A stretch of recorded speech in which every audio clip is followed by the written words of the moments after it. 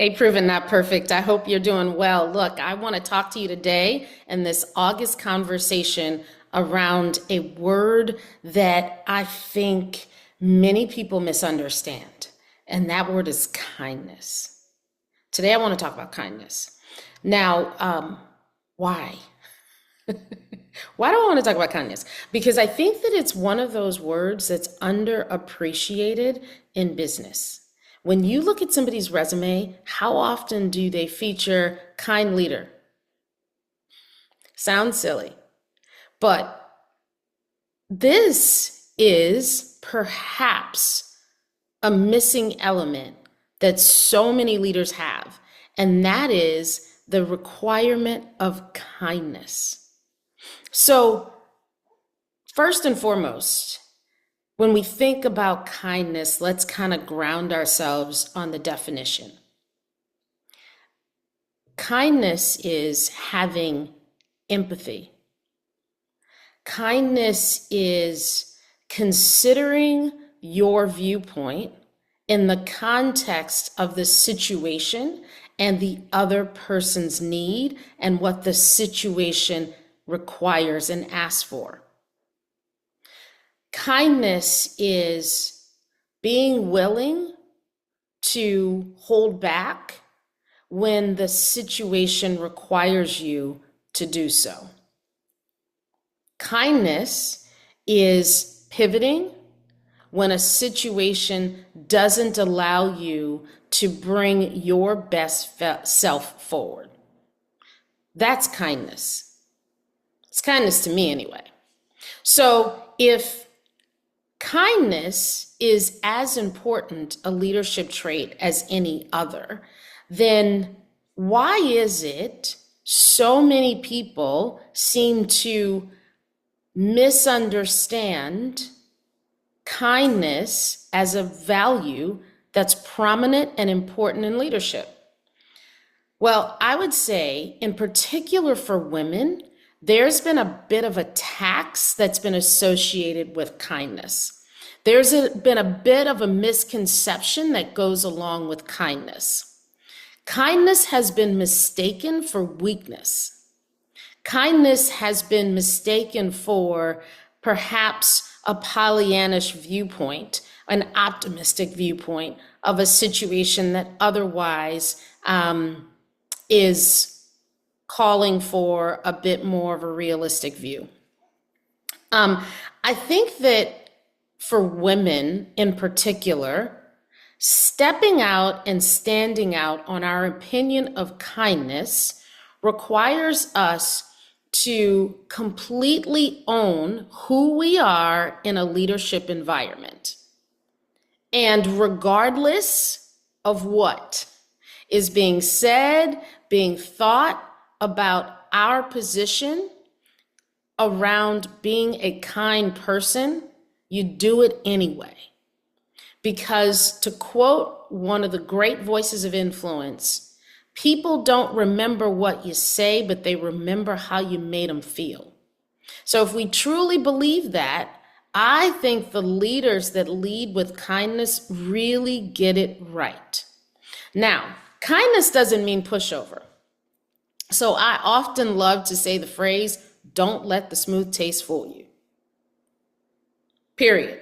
Because just because I try daily, don't always get it right. Remember the tagline, proven not perfect. Just because I try daily to lead with kindness does not mean that I have misunderstood, or more importantly, I'm not seeing the big picture of the game. Doesn't mean that. What it does mean is that I stand on my values all day long. And in standing on my values of kindness, I choose to show up asking the situation, what is best? What is needed? How can I show up to bring forth all the things that are required to bring what's best and what's needed as a leader in that position? So that's what I wanted to talk about kindness. I'll share an example from earlier on in my career.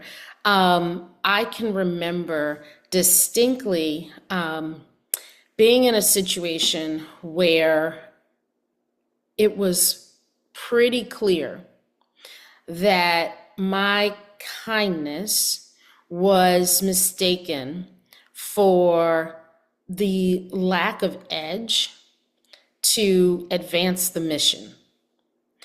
And I can remember being very disheartened by a comment that I received in an operating review that referred to a Pollyannish viewpoint, a Pollyannish position. Because my kindness, because I chose not to lead a team with reckless abandon and expecting behaviors that I knew were, and expecting advancements that I knew, both of those things, behavior and advancement, that I knew were not capable within that team based on skills and experiences, I chose to acknowledge what existed, to be kind to the people and to the situation, and to bring about new ideas and solutions to help us to move the mission forward. That's kindness.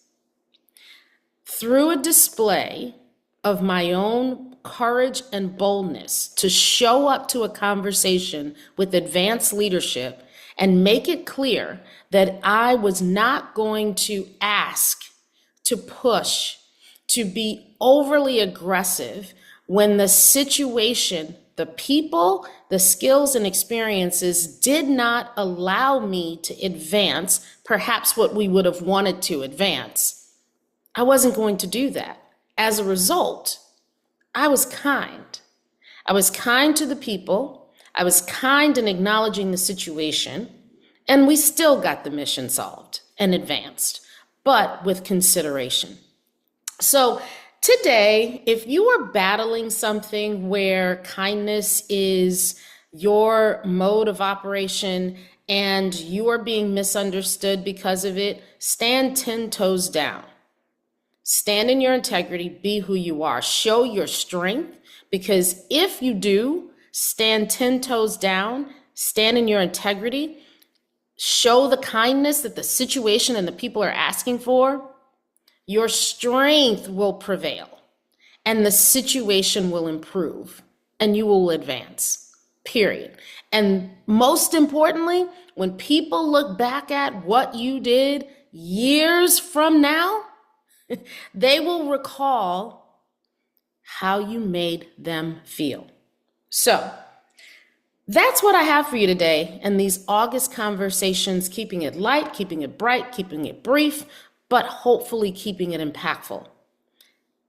I hope that you go out, you stand 10 toes down, you make someone else feel like the absolute winner that they're capable of being by being kind. And you also advance situations to be the best situations that they can be because you are kind.